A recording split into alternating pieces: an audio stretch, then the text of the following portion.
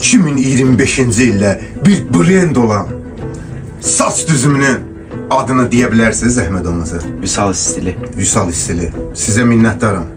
Səni xoş gəlmisən inşallah. Xoş gördük. Hardan gəlmisiniz? Sumqayıtdan gəlmişəm. Məhz bu Vüsal stili üçün, yəni həqiqətən baxıram. Çox gözəldir. Yəni çox bəyənirəm bu Vüsal stilini. TikTokdan, Instagramdan sizi izləyirəm, uğurlarınızı görürəm. Yəni hər şey əla və Sumqayıtın tam arxa inciliyinə gəlmişəm ki, məhz bu Vüsal stili üçün mənə də yaraşacaq. Sizə təşəkkür edirəm.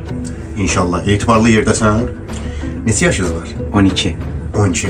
Xoşbəxt olasın inşallah. Çox sağ olun. Məni harda izləyirdin? TikTokdan, Instagramdan izləyirdim. Yəni keçib baxırdın, yəni yoxsa axıra qədər baxırsan? Yox, axıra qədər hamısına baxırdım ki, necə bir dəyişimdir hamısı. Həqiqətən çox bəyəndim. Məhz mən də Sumqayıtdan gəldim bura ki, mən də bir yoxlayım bu səsini. Minnətdaram. Buradan bütün Sumqayıtı salamlayıram inşallah. Aleykümselam. Allah sizləri var eləsin. Çox sağ olun. Qəşəng bir nəticə olacaq inşallah. İnşallah. 13 yaşdan. Neçə yaş istəyirsən? Neçə yaş olsa o qədər. Neçə istəyirsiniz? Az istəyirsən, çox istəyirsən? Çox olsun.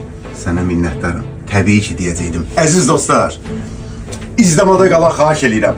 13 yaşından 20 yaşın şahidinə inanırsan, 20 yaşa inanırsınız. İnanıram. Tam səmimiyyətimlə deyirəm dədə. 100%. Sizin yanınızdasamsa inanıram. Sənə minnətdaram. Əziz dostlar, qəşəng nəticə olacaq. 13 yaşından 20 yaşa aparan balanı. Allahın köməkliyi ilə qəşəng bir nəticə olacaq. Vüsal stili Sumqayıtda. Başlayaq inşallah. İnşallah başlayaq. Allah, Məhəmməd, ya Əli. Parmağı birləyən işi iş kimi, verdiyi kölgələr yaddaşda qalan. Bütün Azərbaycan tanıyır onu.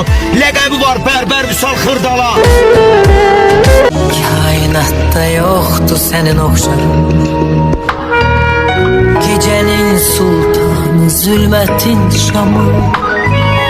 Dağlarda zərrədir sənin yanında. Suskunca hər zaman sirləri qoru.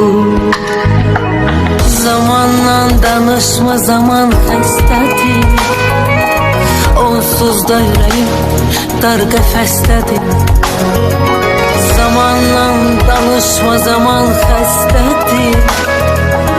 Onsuz da ürəyim dar qəfəsdədir. Qərib səmalarda qarşıla məni. Yetər ki sən məni qarşıla məni. Qərib səmalarda qarşıla məni. Yetər ki sən məni qarşıla məni. Kaybetsem bile her şeyi, bu aşkı yırtar giderim. Sinsice olmaz gidişim, kapıyı çarpar giderim.